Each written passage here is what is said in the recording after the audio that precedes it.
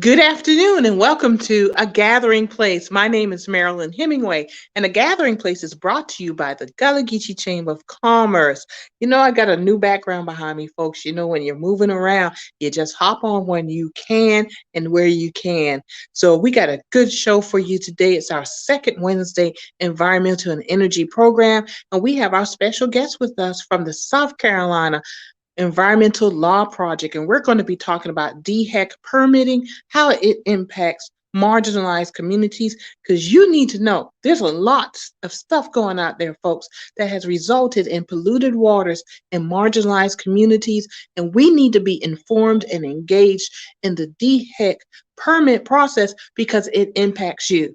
So without further ado, we're going to jump into our show introduction, and we will see you actually we will see you. Oh, let me see if we can see you in a minute here. I'm doing this from my phone, folks, so work with me here so I can make sure I have the right show opening. How about that, right? Well, if not, well, you know what we can do? We'll just go ahead and hop in and bring in our special guest. All right, and here he comes, Mr. Ben Cunningham. Hey, Ben, how are you? Hey, how are you doing, Marilyn? Thanks for having me. I'm doing great. Thank you for coming and joining us. Usually I have a really nice show opening and everything, but because I'm doing this from my phone, I'm kind of winging it a little bit today. But hey, that just means that we have a little bit more time talking about this very important subject. So Ben is a staff attorney at the South Carolina Environmental Law Project. And for full disclosure, I am a board member of SCELP. That's what we call it, SCELP. But we wanted to talk today about the DHEC permitting process, Ben, and what is going on with that process right now, and how does it impact, in particular, marginalized communities? My community, I live very close to the Sanpet River here in Georgetown, and it is being impacted. So why don't we start at the beginning, Ben, with the DHEC permitting process when it impacts regarding the Wateree, Cross, and Winyah generating stations and what's going on with that the last 10 years. If you kind of give us the backstory on that and then what's going on there. Yeah, so in the beginning, well, we don't go back that far. In the beginning, there was the Clean Water Act in the 1970s. And under the Clean Water Act, they established what's called the NPDES program. And what that means is it's an acronym for National Pollutant Discharge Elimination System, which sounds great. Sounds like, oh, we're going to get rid of our pollutants in our water. And fortunately, it's kind of one of those deals where the government name is somewhat the exact opposite of what it allows, because the NPDES permit basically allows people to discharge from what's called a point source, like let's say a pipe or something like that, pollutants into waters of the United States.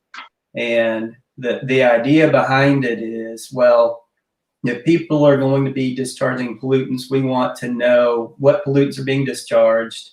We're going to put some limits on what they can discharge into the waters.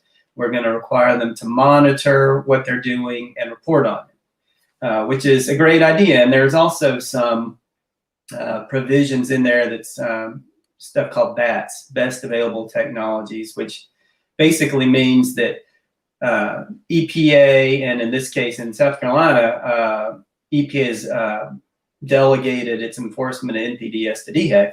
So DHEC can require these polluters to get better as the technology improves. That's the idea. So as time goes along, technology improves, the polluters have to stay in step with the times and get better. And because, it's not the 1970s anymore. There are a lot of things have changed for the better as far as technology goes and eliminating pollution since then. And the idea is that every 5 years you have to get a new NPDES permit. The regulating agency, in this case DHEC, takes a look, make sure you're doing what you're supposed to do, and then issues a new permit. In South Carolina, there are 3 coal-fired power plants that were operating on expired permits for over a decade, and They are the Watery plant, the Cross plant, and the Winyah plant in Georgetown, which you're probably very familiar with. And so we were approached by the Sierra Club, and we sued DHEC last year and said, you're not following any of your own regulations. Mm. You have an obligation to issue the permit, or at least, or deny them. And so that's what we did. We sued them. They said we have no defense, and they entered into an agreement to issue the permits, which they now have. They've issued the draft permits, and here we are. So that I have clear understanding, and hopefully our viewing audience, that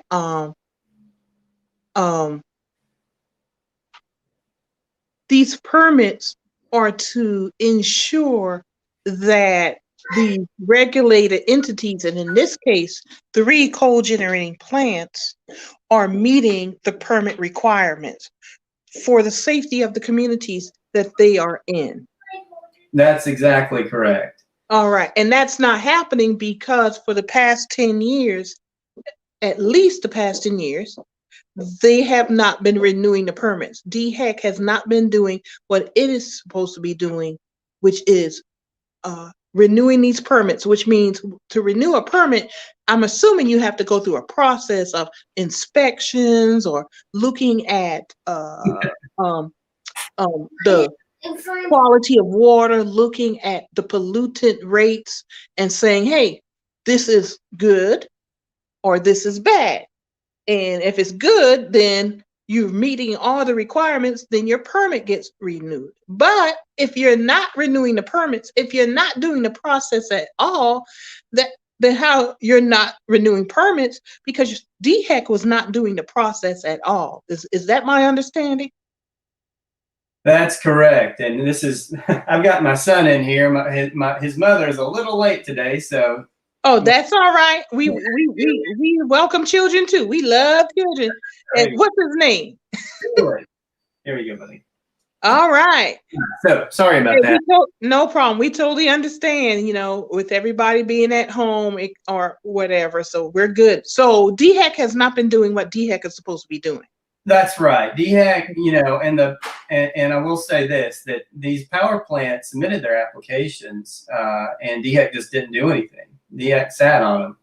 And unfortunately, there's a provision in the law that allows an expired permit to just continue on if the polluter has submitted a completed permit application. And so they were entitled to work on, or to operate on these expired permits, because DHEC wasn't acting. And I've yet to hear a reason why that is. When we sued them, they said they didn't even file an answer, which is when you basically say, oh, we didn't do this, or there's a reason why we didn't do that. They said, yeah, we didn't do it. And what can we, let's enter into a settlement agreement so we can get these permits, reviewed. So they basically were throwing up their hands and saying, hey, we got caught not doing what we were supposed to do, so oh well. Exactly. So let me ask you this. It sounds like, let's go back to the process itself. So DHEC's not doing the process to renew the permits, but the offenders were still allowed to do business as usual. Right, that's right. So where is the, for lack of a better term, where's the punishment? What is the incentive, the carrot or the stick, to follow the regulation? Well, that's just it, and that's kind of what our point was. Is this whole process. This is where we are. Where we are now is these their draft permits that have been issued. Now we, as the public, have an opportunity to comment on them and challenge any kind of conclusions that have been made. And then if the DHEC doesn't take those comments into consideration properly or act accordingly, then we can challenge the permits and appeal them. And then there's a procedure for that. But when they're in limbo, no one can do anything. And that was kind of that DHEC was holding the whole process up. And Yeah, we'll say the power plant submitted the applications. They did what they were supposed to do, at least, on their end. But they certainly, I don't think, were agitating for new permits either. And we're happy to operate on the old ones. So Yeah, and so now Scalp sued to basically say, hey, you got to get your act together, do what you're supposed to do. They're draft permits, and but and so you said we have a right to speak. I know that two public hearings have already happened. We have one coming up in Georgetown next Tuesday. Do you know what time next Tuesday? sure, it's November 16th. It's a virtual public hearing, and it's about the Winyah plant that's in Georgetown, and it is at 6:30, I believe. And so you can and we can provide you all with the links. That there's a way you can sign up to make a public comment. And during that public hearing, you'll be it's for the citizens. DHEC has to hold these public hearings by statute. And so this is the public's opportunity to comment on what's going on in their community. And thank you. That's what I wanted to hear. And folks, just to let you know, since I'm on my phone and and it's a little bit tricky to add information, what I'm going to do is later on come into the comments and I'm going to add information here so that you could get registered to attend this Zoom meeting, this Zoom public hearing. And then we'll also share it just amongst all of our social media to get the word out. And of course, we'll send it to our email list also, because we want people to be involved. We want you to be informed and engaged. We will share information to give you that knowledge to be a speaker. And sometimes just showing up, folks, makes a difference. We need to let DHEC and those organizations that have been in violation, that we are holding you accountable by just showing up and giving and putting an eye on the situation, because this impacts our communities. And Ben, what elements, what toxins, I should say, are in the waters? Would you happen to know that? Because let's make this real to folks. Sure. Why these permits are important, because this is poisoning waters that are, it's going into our groundwaters, it's going into our waterways where we fish, where we get food out. And so this isn't just some esoteric exercise of, the problem's over there, or it's not going to touch me. This is real impact on human lives. Can you give us some information about that? Sure. So the Winyah plant discharges wastewater into Turkey Creek on occasion and the North Santee River all the time. And those water bodies have been impaired for fishing. So I'd already suggest no one fish there and eat fish, because what is discharged into those waterways are things like mercury. Ever heard of it? It's pretty bad. Mercury's bad. Arsenic, manganese, nickel, copper. There are a whole lot of elements that and heavy metals that are generated because they're burning coal, and the wastewater from coal is terribly contaminated with these pollutants, and they are terrible. They're cancer causing, among other issues, and that gets dumped into the water, and the fish have to deal with it where they are. They're endangered species in these areas.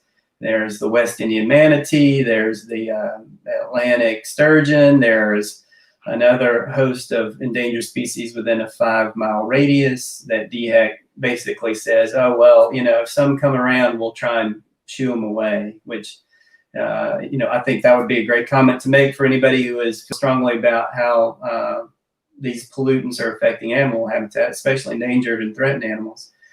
And I will stress this to your viewers is, these are pretty technical permits, but your comments don't have to be technical. The comments can be, hey, look, I live here. I'll enjoy the environment. What is DHEC doing? We want DHEC to minimize the amounts of mercury or these other elements and pollutants that are getting discharged into our waterways. We want DHEC to, given the lapse that occurred over the last 10 years, we want DHEC to do some monitoring itself of the waterways, because part of the NPDES system is, the polluter gets to monitor and report. And, that's not always an ideal way to get accurate data sometimes. That's right, because it's probably sometimes not in their best interest to give full information. This is why it's important as community members that we get informed and engaged. And in this case, you could do it from the comfort of your home, as long as you're registered, and to send the message that we care, we are here, we're watching, and some of us speak. And you're right, Ben, I'm glad you made that point of, you don't have to be technically proficient in waterways or toxins such as mercury or how coal-generating plants work. What you do know is how it impacts your community. What you do know, as those of you who fish in the Sanpete River or North Santee in Georgetown and the Congaree and other areas, that sometimes when you pull a fish up, it may have warts on it. It may have two tails. I mean, I laugh, but it's true, because that's not natural. Toxins in the water if they're harming fish, they're harming humans. Absolutely. And what did our mothers say growing up? You are what you eat. That's right. And there's a pathway to us through the fish. That's right. And I think people really need to understand that. Yeah, Ben. Thank you very much. We got a good question, Ben. I want to post that question and read it for the audience. Let me get that up. Can Scalp sue for relief on behalf of the public for its negligence in failing to address the situation? Yeah, well, so Scalp are attorneys, and what we do is we represent communities, community groups. We represent sometimes individuals. Our limitation is, we have to represent the public interest. So yeah, the answer to the question is yes, we can, and we have a process we have to go through to vet cases and make sure it meets it. And you're on the board, you have to approve any litigation. So, but yes, absolutely, Scalp is, that's one of Scalp's missions, is to represent the public and other individuals for the public good. And so, that's what we do. That's what we do every day. That's right. And Greg continued his question with such as heightened monitoring, checking private wells in the area, water cleanup, etc. So I'm thinking he's asking this as in, if they're sued, can we demand these items? Which I'm assuming these should be part of the permit process to renew the permit, that they do go out, I hope, and check private wells or heightened monitoring and water cleanup. I would certainly hope they're checking private wells near these plants. Right, exactly. And so I would encourage those kinds of comments to DHEC, because DHEC by statute has to listen to the public, and they have to consider those comments. This is not just a formality, although maybe sometimes it feels that way with DHEC, is DHEC has to listen. That's the point of the public hearing. And so, one of the things too with Winyah in particular is, okay, everyone knows that Winyah is set to retire in 2027, 2028, which is great. I'm glad Winyah is going offline, but in the meanwhile, they don't have as much incentive to comply because they are retiring. And so I think, if anybody else wants to make this comment, I encourage you to do it, is, given the imminent retirement of many of these units, we need to make sure that the monitoring is thorough, because this is kind of that last gasp. And certainly Winyah, I've read newspaper articles where their spokesmen have said, look, when we're taking these units off, we're going to be saving $90 million a year. And, when we take all of them off, we're going to be saving $170 million a year. And so, use some of that money to make sure that things aren't escaping where they shouldn't go, and also to clean up. Because, once they go off, we're still left with a mess.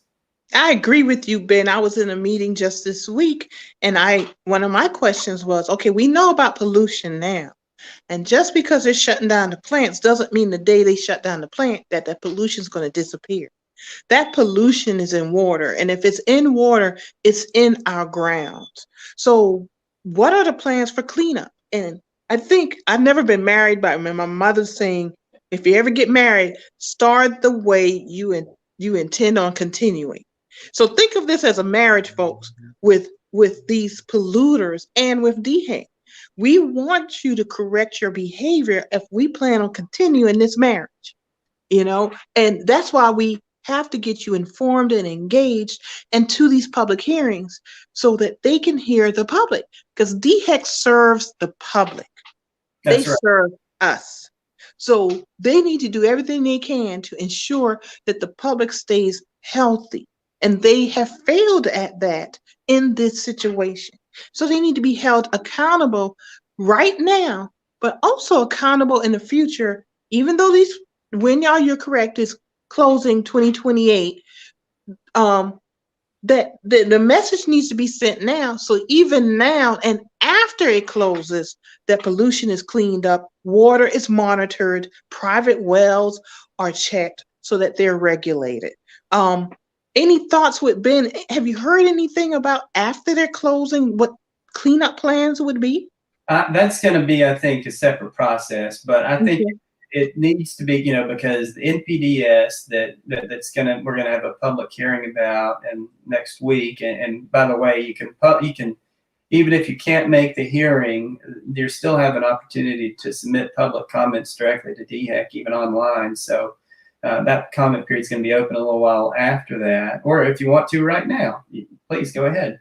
Yeah. Uh, but so I think that's a somewhat that'll be another process. But the NPDES allows WINYA to keep operating in the meanwhile, and so it's going to continue to discharge pollutants into these waterways. And I think it's not too much to ask that during the course of the continued discharge that there's an eye towards winding down. And I don't know. Here's an idea. Maybe trying to limit the discharges as it continues to wind down. What a novel idea, Ben. And I wish more people thought that way. But because they don't, Scalp had to go sue and call DHEC out basically and say, now you need to start this process. So this is part of the process, folks. And as citizens, we have every right to ask for regulation, that they do what they're supposed to do, DHEC, and that's protect the public. All right. So what we're going to wind up, but what we're going to wind up is by repeating. We've already had 2 public hearings. So unfortunately, folks, I wasn't aware of it, but moving forward, Gullah Geechee Chamber of Commerce, Gullah Geechee Gullah Geechee Leadership Institute, we're going to stay on top of these issues. You will be able to go to our social media, our websites, click on the links, and get registered for these public hearings, and also give you some information and direct you where you can leave comments, because they need to hear from us, the citizens, those that they're supposed to protect. So Ben, once again, this public hearing for the Wynyard coal generating plant in Georgetown, which will be online, so we can do it from the privacy and comfort of our homes, is happening when? November 16th, I believe it starts at 6, and then the actual public comments, I think, open up at 6:30. But I try and be there at 6. Yeah, get there early, folks. Get registered now. You can register now. Let them know that you want to do some public comments or leave your question now. I think you can actually leave your comment now or send it to them, and so they can have it in writing, and then be prepared for that night to go ahead and comment publicly. Just and tell as many people as you can that this is happening, and you don't have to live in Georgetown, because one thing I know, water flows to the lowest point, and all this water coming through Georgetown, it ends up in the Atlantic Ocean, and then from the Atlantic Ocean, it goes all anywhere it wants to go, up and down the eastern seaboard. So I actually just came from a video shoot with an environmental group and also the Gullah Geechee Seafood Trail. It was in Murrells Inlet, and this they were talking about the pollution that's running into the creek in Murrells Inlet. But it's more than just Murrells Inlet because that all flows out to the ocean. I was almost brought to tears by the gentleman who talked about the decreasing fish populations, etc. All mercury just doesn't go and say I'm going to touch this one fish. It literally is, and mercury and the other toxins that been listed, they go out into the ocean and they impact our fishing populations, which in turn impacts commercial fishermen. It impacts recreational fishermen, not only in the oceans but directly in the rivers also. So y'all, it's not just about immediately the beautiful Sampit, Pennyroyal communities that are impacted by the Wynyard Generating Station. It's where that water flows and where that water goes, and it impacts our fish sustenance for many of our communities. And it really almost brought me to the tears when the young man just was talking about the last 30, 40 years and how he has actually seen the change in the water quality, the change in commercial fishing. And there's going to be a tipping point one day if we don't get this stuff under control where the fish will simply not replenish themselves. They will die.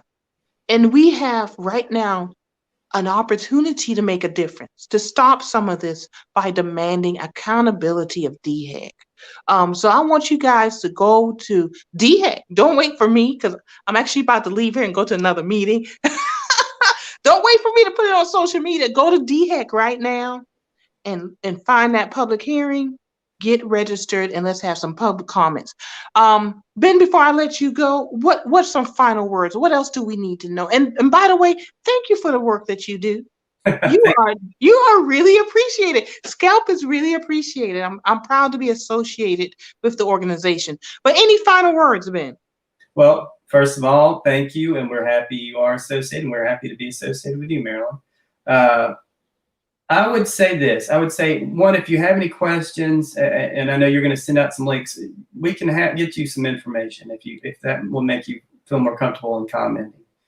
And two, this is a very important issue for the community in Georgetown and in South Carolina. And so I encourage anybody and everybody to, if you're on the fence, comment. Just, even if it's just to say, I'm here, I have concerns, and this is not going away. And the third thing I would say is doesn't have to just be one issue either. DHEC has public comments that come open all the time for projects that are trying to get permitted. And so, certainly we can try and highlight some of them, but if something's happening in your area, let us know. First of all, if it's something of concern to you, and two, take it upon yourself to comment. Because unless the community comments, DHEC's going to act like the community doesn't care. And that's not true. It most certainly is not true, Ben. I couldn't have ended it better myself. Thank you very much for joining us. Y'all, we do care. I know folks do care. You just need some more information. You need to have access to being engaged. And that's what we're going to do. And that's why we brought Ben on today, to give you some information and encourage you to get engaged. Thank you, Ben, for joining us. I really appreciate it. And since I didn't do my show opening, I finally got it straight. We're going to do it as the closing. So, Ben, we're going to see you next time, hopefully, when you have some more stuff to share with us. And we're going to move forward from here and get more folks engaged. So, Ben, thank you very much. I appreciate it. Thank you so much for having me. All right. We'll see you later. All right. Bye-bye. Bye.